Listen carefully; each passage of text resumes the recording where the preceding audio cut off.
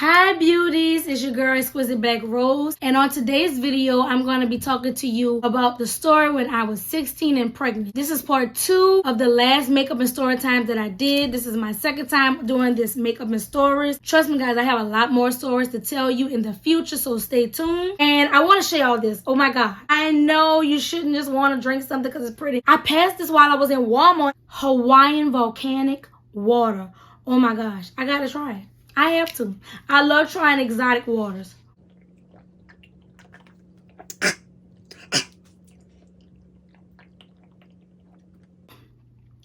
Okay, guys, there's nothing special about it. Tastes like regular water, honestly. But anyway, and so before we get started, I want to talk to you guys about my hair care products. My hair butter is made with coconut butter. My products are natural, made by me. And if you want to purchase this, the link will be down below. Then I have growth serums. I have extra strength and I have regular strength. You need to check in every single day because I start running sales in the middle of the week and then they last for a good 3 or 4 days. If you don't know anything about my products, you should definitely check out my website. Like I said, I always have sales. And also I sell bonnets. This is one of the bonnets that I sell. It's super cute and it's huge. Do y'all see how big it is? Like whatever style you have can definitely fit in here. Dreads, weave, natural hair, anything that you have on top of your head, it will fit. So you guys, if you want to purchase anything from my store or just to check out what it's all about, the link will be down below. My store name is called Hair Candy and I hope you guys make a purchase. So let's get started on this makeup and stories, honey. This story is going to get very, very dramatic. And, you know, because of that, I'm very big on energy. And I just know that I'm going to be stressed out telling you guys this story. So I'm going to light up my sage, you know, to clear the atmosphere. Because, honey, this story is going to stress me out like I'm going through it again. Like it's 14 years ago all over again. So let me just,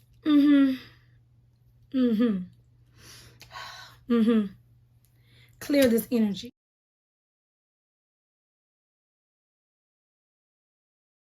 Okay, so now that that's done, just leave this lit because I need it.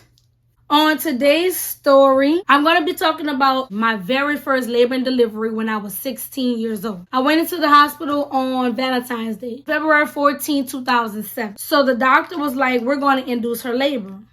I don't know why they wanted to do that. And my mom's friend told her not to allow them to induce my labor because she was like, the pain is worse than when you have, you know, when you just go into labor naturally. And my mom was like, shh, what does she know? She only has one child. What does she know?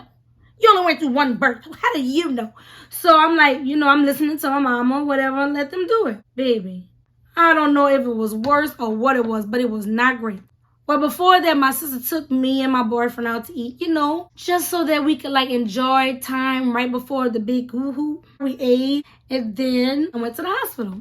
So I went into the hospital. Everything started at 6 o'clock. They gave me some Pitocin. They gave me this long string, some weird looking string that had medicine on it that they insert into your, you know, and it's supposed to soften the cervix. It softened something, but I don't know if it was my cervix. Okay, honey? So everything was good for a long time. You know, I was fine. I wasn't feeling any pain. And then, like around 9-ish, that's when the pain started. A good 3 hours later. I was, you know, moaning and, oh my God, and it hurt so bad. And they told me, do not eat after 12 o'clock. My baby daddy, he gave me some Fritos. I used to like these Fritos that's like the twisting ones and they had like barbecue or something like that. I don't like those chips anymore because when I tell you, those are not the type of chips that you want to throw up because they are disgusting when they come up. That was the last thing I had and I'm like, I'm doing fine. So finally I get to sleep. It's like 2 in the morning. I wake him up. I'm like, get the trash can.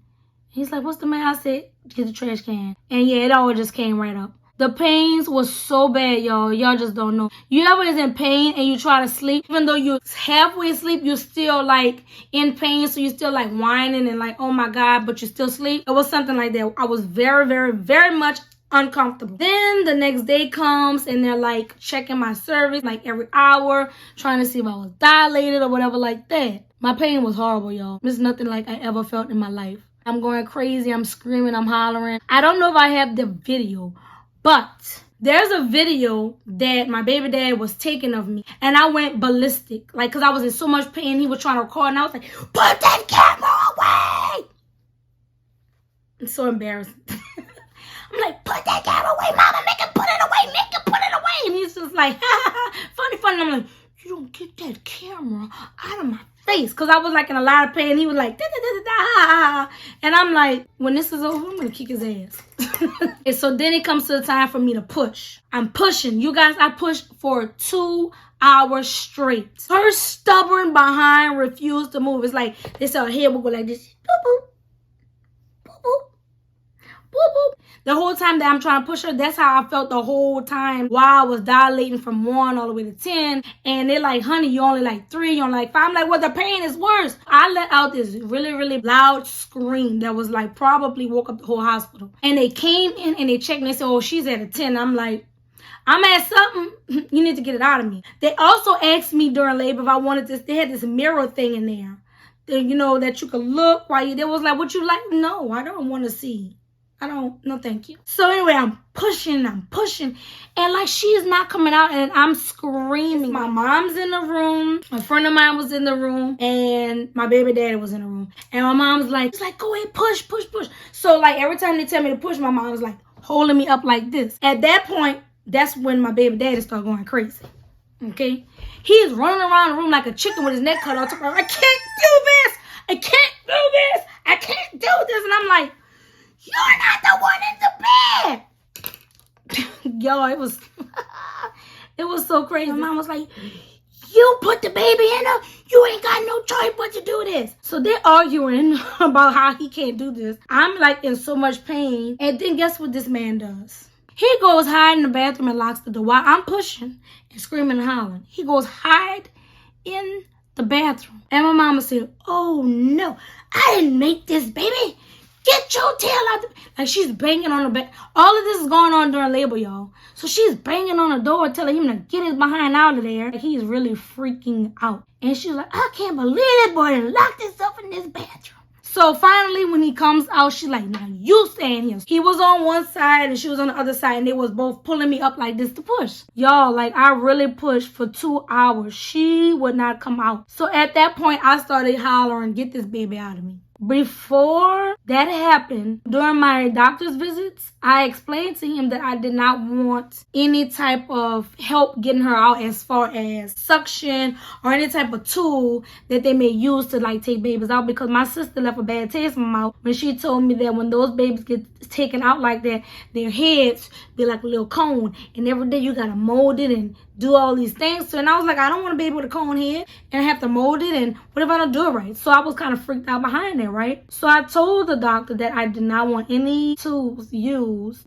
but she just wasn't coming out. So at that point, I guess he got tired of sitting there waiting for me to push, and I'm yelling, get this baby out of me. This is why I told you on the last video that I should have sued him. This man used forceps. I didn't authorize that, and women say a lot of things when they're going through labor, so I wouldn't have asked him to do that. But he used these forceps things on me. And when he did that, mind you, I have to keep reminding you guys that I was still a child myself. My body wasn't really made at that point to have a baby, and pushing was kind of hard for me because she wouldn't come out. So this man takes forceps and he puts them in me. Now at the time I didn't know that's what he did, but my friend that was sitting on the sofa watching the whole thing, because she was pregnant too. By the way, we had the exact same due date. Our due dates was February 24th. My mom like, did you two plan this? Because y'all so close. Did y'all plan this? I'm like, who plans pregnancy at the same time at my age? No, we didn't plan it.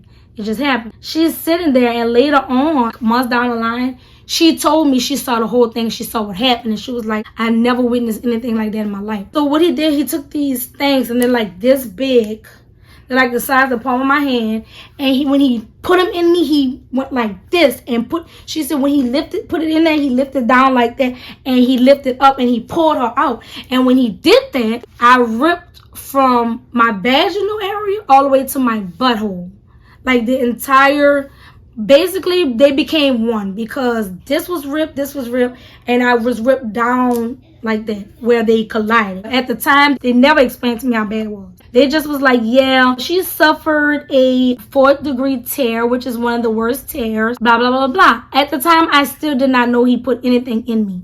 I had no knowledge of that until my friend told me. So he ripped me from the front to the back, basically. I was in a lot of pain, and they stitched me up, and there was blood like everywhere. That's how bad it was. All on the bed. Like when I had to get up to go to the bathroom, I saw blood everywhere. Like it was like residues of blood. So at the time, I'm still not thinking, you know, it's that bad. Time goes on, and they told me, you know, it was the worst possible this and the worst possible that. And, you know, they're telling me all these things. You know, they give you discharge information. So how to care for your womb. So I'm like, okay, cool. When I do go home, like the pain is like really unbearable. And I'm just like not understanding what's going on. When I went in to do my, I guess, how many weeks you go? I think it's 2 weeks after you give birth, or either 6 weeks. It's been so long, I can't remember. But when I went in, he was like, well, I'm going to have to give you some antibiotics. And I'm like, why? He was like, because this tear is very invasive and you may have an infection. And I'm like, okay. So mind you, at this point, I still didn't know that taking a bowel movement was going to be an issue. I didn't know that getting constipated or having a normal bowel movement would be a problem. In order for me not to have a problem, it would have to be something that was really like soft, and I would have to keep taking laxative and stool softeners every single day. So at that point, I was not eating. I was just feeling really, really bad. And then I go in again, and he was like, oh, it's still infected, so he's giving me more medicine. And I'm like, what?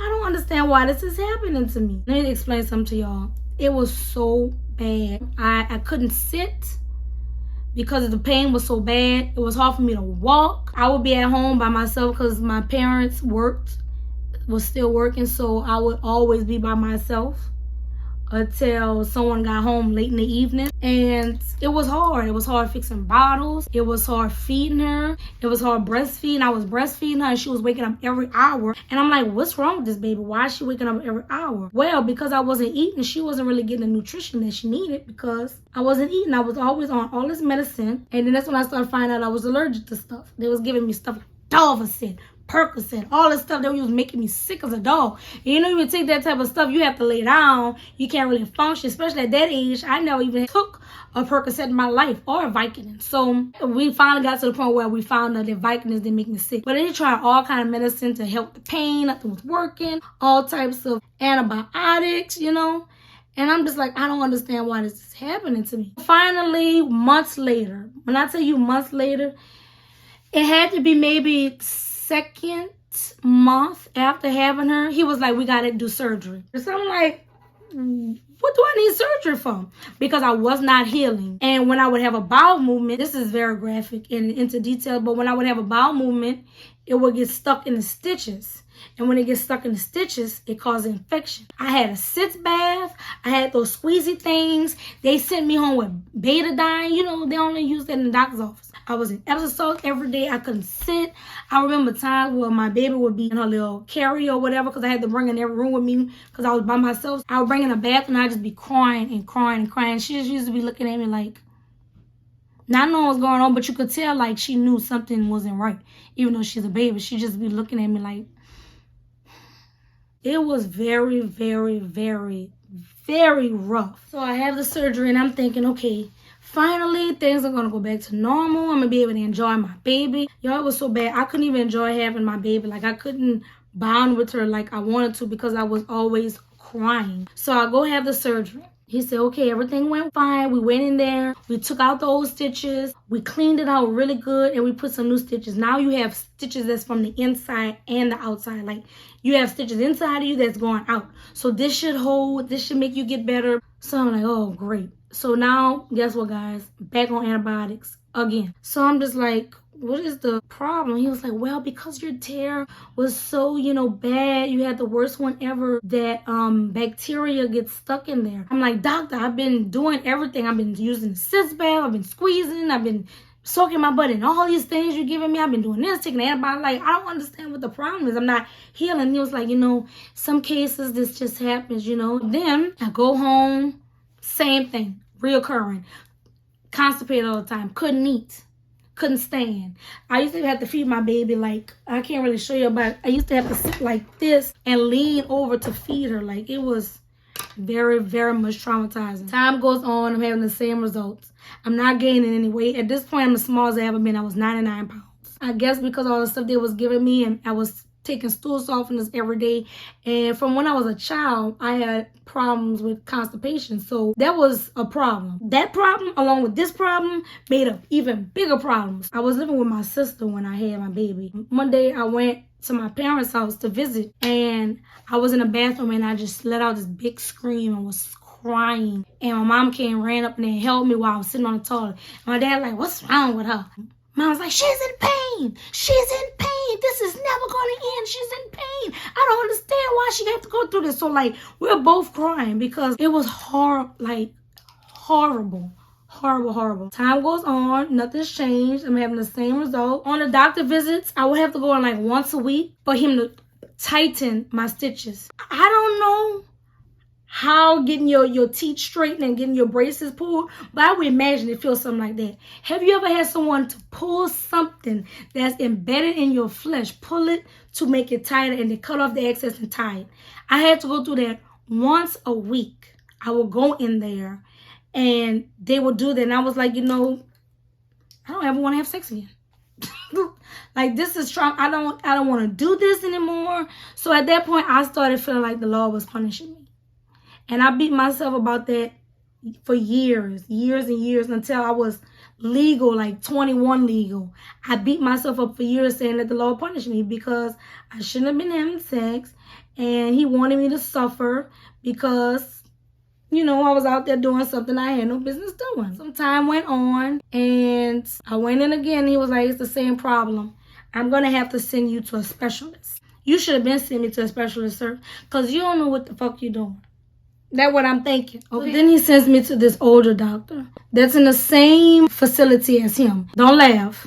But I honestly don't know the name of this type of doctor. So the entire time since I've had her, since now, I call him a booty doctor because I honestly don't know what type of doctor he was, but he was a booty doctor. Anytime you go into a doctor's office and he has a special chair that flips you upside down and your booty hole is up like this, I call that a booty doctor. So, anyway, we go to this doctor and my mom is explaining to him, what I've been going through.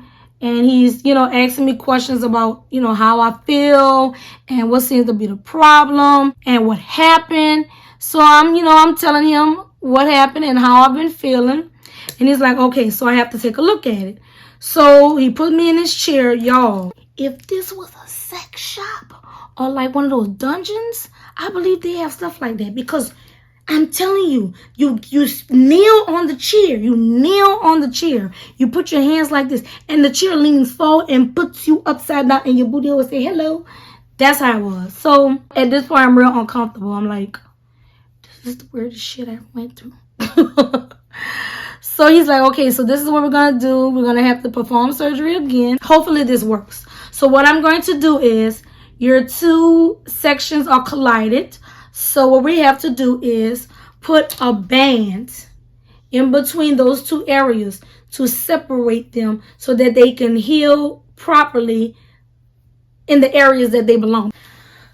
I really and truly went through a lot. Very traumatic. To this day, I refuse to see male doctors. I just got comfortable with seeing a rheumatologist male doctor. When it comes to private areas like gynecologists, I can never understand in my mind why a man would want to be a gynecologist unless you're a pervert.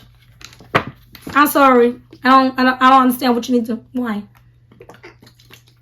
That's just my opinion. I don't care if you get mad. I went through something very much traumatic, and I feel like because you're a man, you will never know how it feels to have a vagina, a cervix, or anything of that matter. You will never go through the things that I went through. You will never feel what I feel. You will never push a baby out your hole. So therefore, I don't believe that men should be gynecologists. Sue me. I don't care. That's how I feel because I went through something traumatic.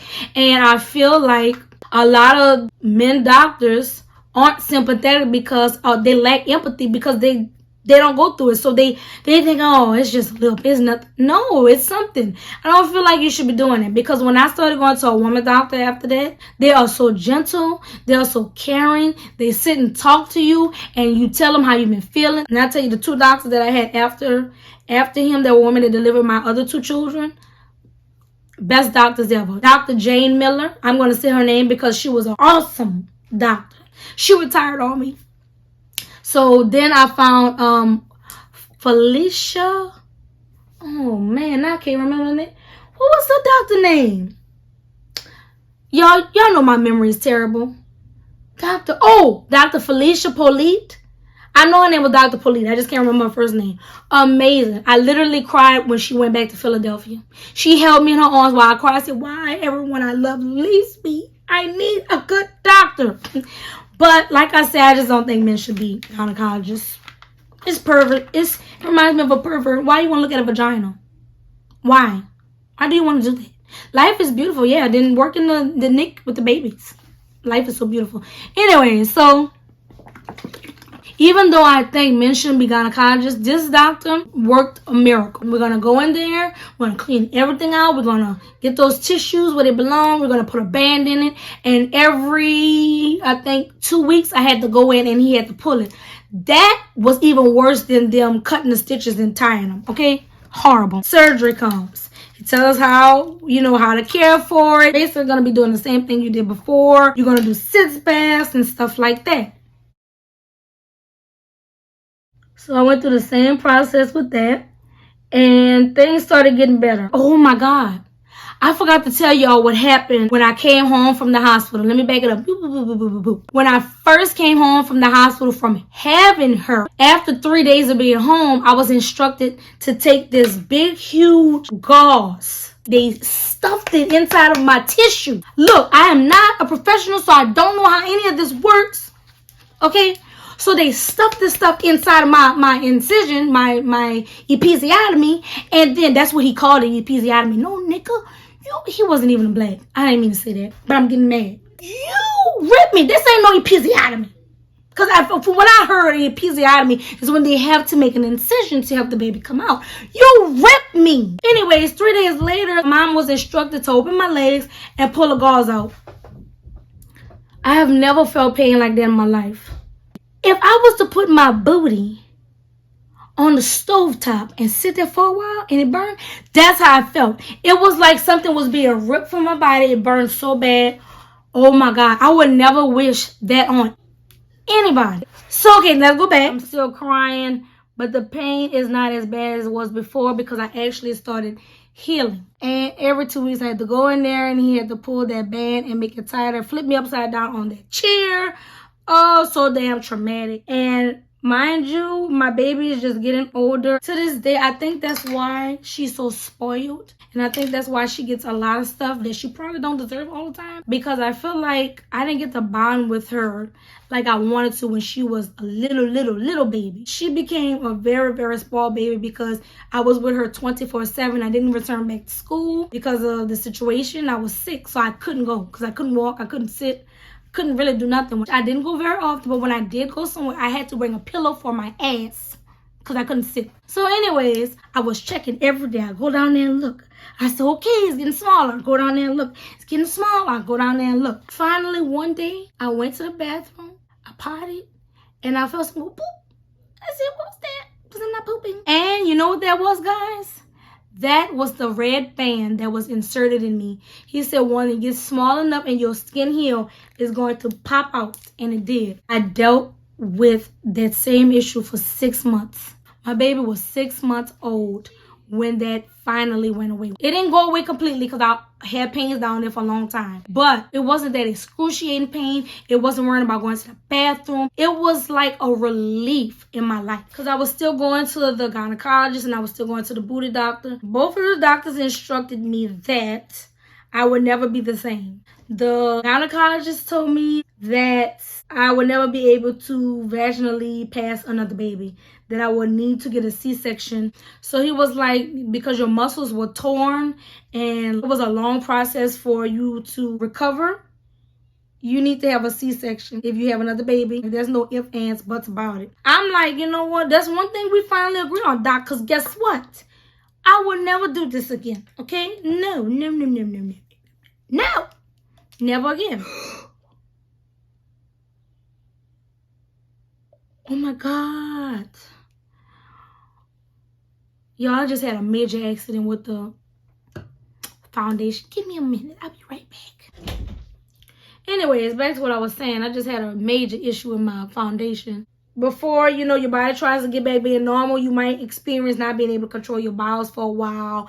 And all of this scary stuff, you know, that's what the booty doctor told me. And the other doctor was telling me, oh, yeah, you'll never be able to have a baby vaginal again and blah, blah, blah, blah, blah. And I'm just like, this is hell. I can't believe I'm going through this. So my mom was like, do you want to sue him? Like, they wanted to talk about suing him. Because I was a child, I didn't really grasp the concept of suing. I mean, I know exactly what it was because I wanted to be a lawyer. I just wasn't like thinking that it was important.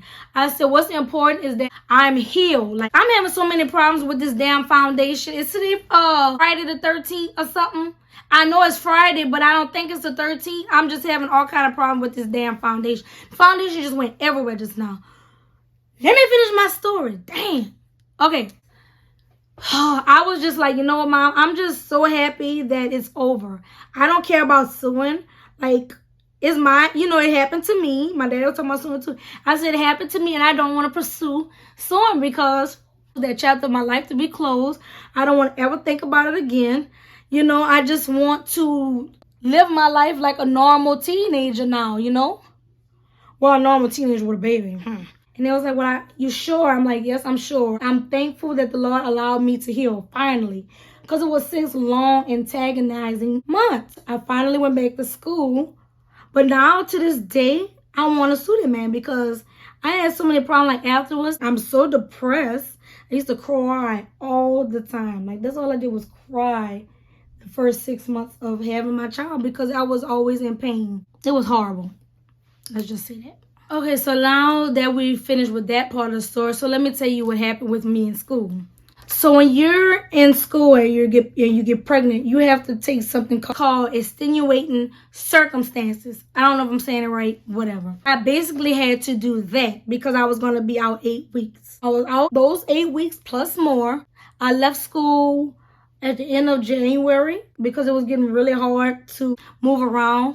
Mind you, there was times where I was in class. It's so embarrassing. And nobody laughed. Everybody felt bad for me or whatever. But there was times where I was in class and I was like, and my teacher said, get the trash can, you know?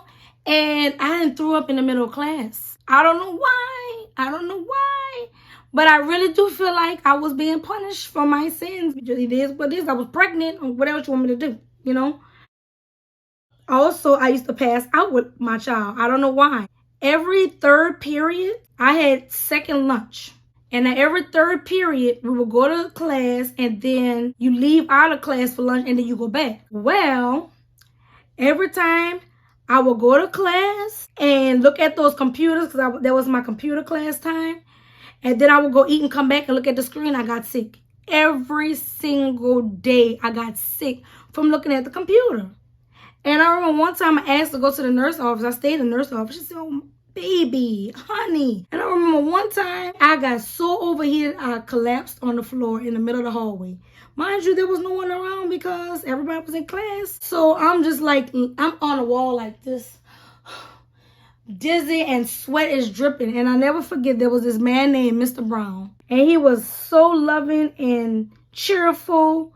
And he was just really a nice person. And he saw me passed out in the hallway and he lost it. He said, oh, my baby. Oh, my baby. What's the matter? Oh, get us some water. Water.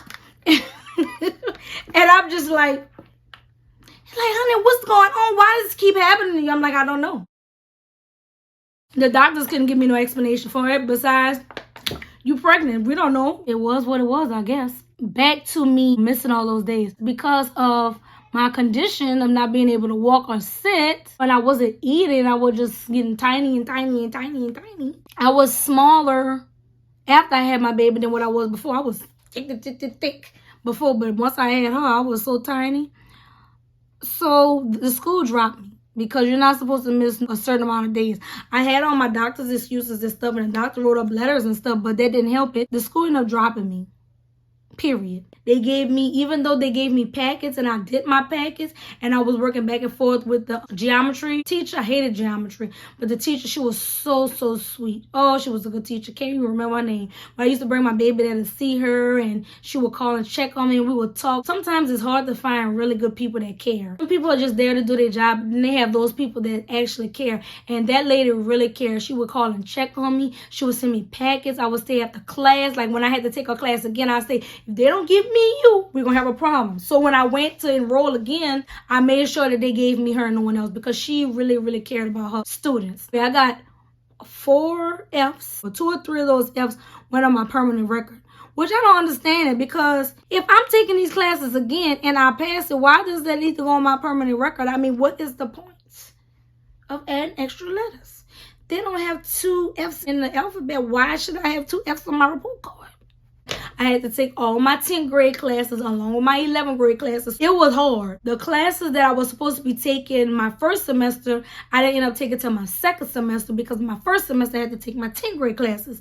It was a mess. At first, I felt out of place about being in the classroom. Kids that were younger than me, because I had to take those classes again. But you know, it all worked out fine. And then I had to change my plan at school when it came to like my pathway. In the beginning, when I got there, I told them I wanted to be a lawyer and a hairstylist. And I'm going to go to hair school.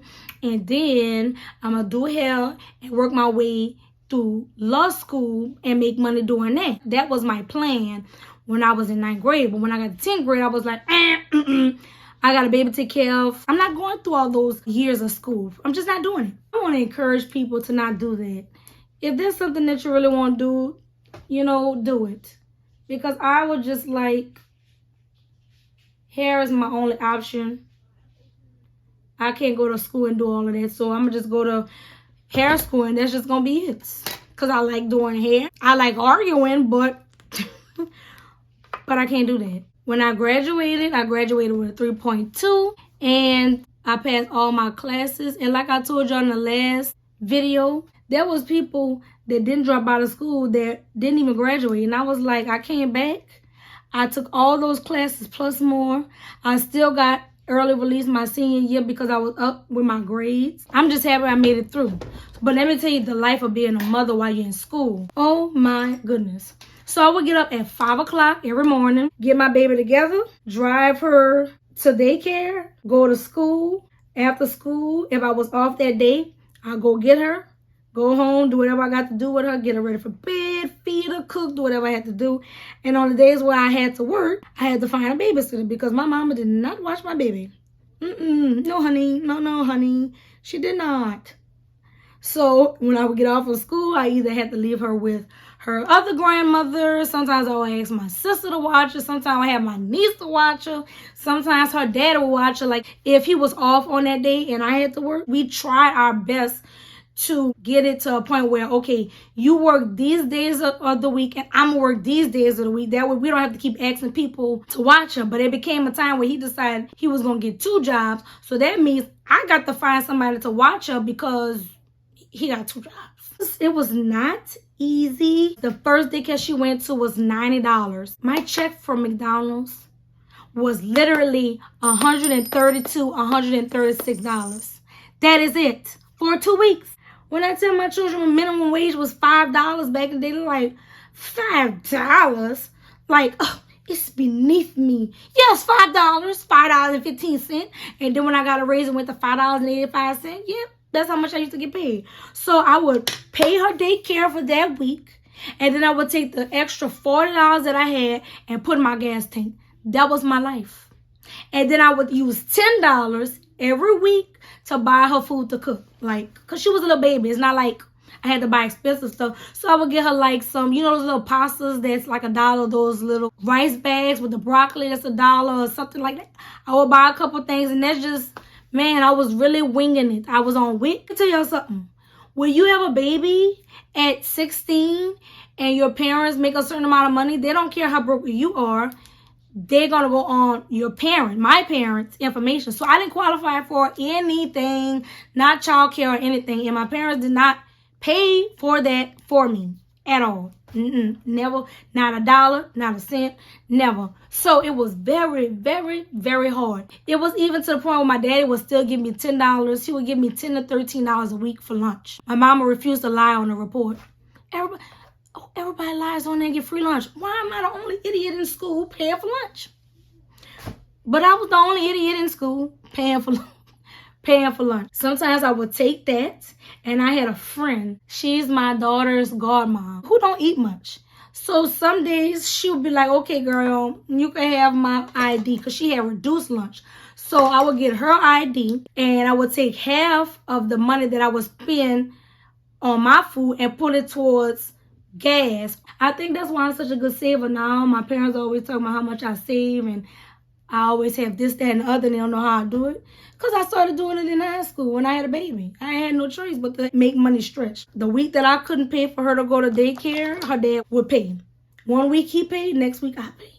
That's just how we did it to survive. Also, another part of the life of being a mom that wasn't easy is friends. I'm not going to tell a story right now, but let's just say I had a friend, I thought was a friend, starting rumors about me. I'm like, what? I asked the girl and everything. My daughter's godmom, the girl I was telling you about who used to let me take her lunch, she saw my sister in the store one day. This is why I was going through my little thing and I was at home and I couldn't leave or whatever like that. And she was like, yeah, tell your sister such and ain't her friend.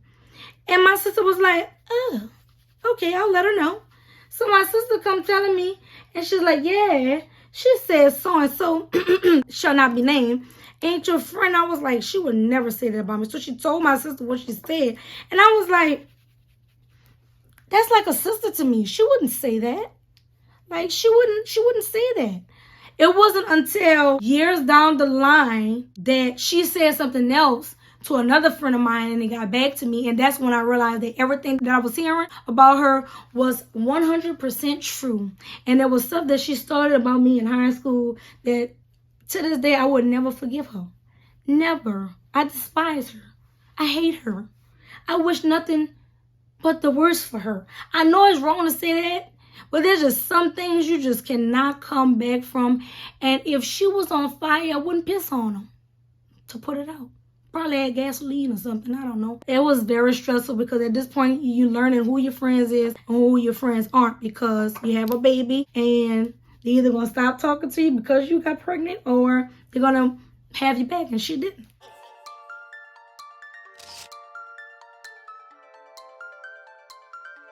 To this day, I tell my daughter stories about how I had to do things and how I got around doing this and making a way out of that. And she just be looking at me like, there's no way. There's no way she could have did that. In conclusion of this story, little girls, wait to have sex until you graduate college. I ain't gonna even say till you make 18. Keep them legs closed, honey. Don't do it. Don't do it. It's hard. There's no walk in the park. Y'all, I'm doing orange and black because it's Halloween. Halloween is actually tomorrow. No. Halloween is Sunday. This is Friday right now. And I wanted to do something a little special. I did orange and black on my lips and on my eyes. So now I'm going to give you guys the full look.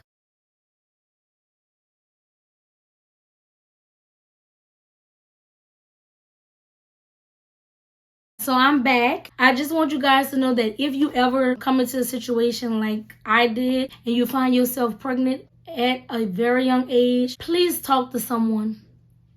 Don't get scared. You just have to, like my sister tell me, put your big girl panties on. Do what you have to do. It's not the end of the world, because I thought it was the end of the world. And as I said before, I don't regret having her. I do regret not going to college to be a lawyer. I do regret that because I probably could have done it. No, I could have done that. Child or no child. At the time, I felt like my plans changed, so I just decided to go a different route. But you can be anything you want to be. You should go for it. Also did mention that in my story, I always felt like I needed counseling. I dealt with depression since I was 4 years old.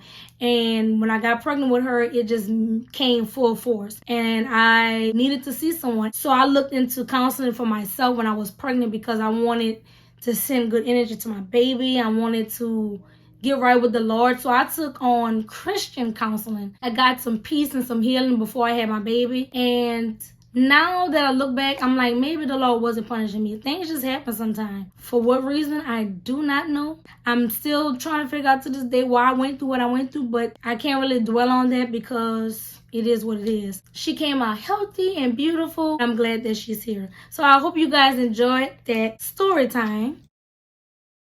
And what are you guys doing for Halloween? Leave it down below. You have anything planned? I don't take my children trick-or-treating, so I don't really have anything planned like that. You should just buy them candy or go to the local recreational center because they like giving candy and stuff there. So that's probably what we're going to do. I'm not dressing up this year.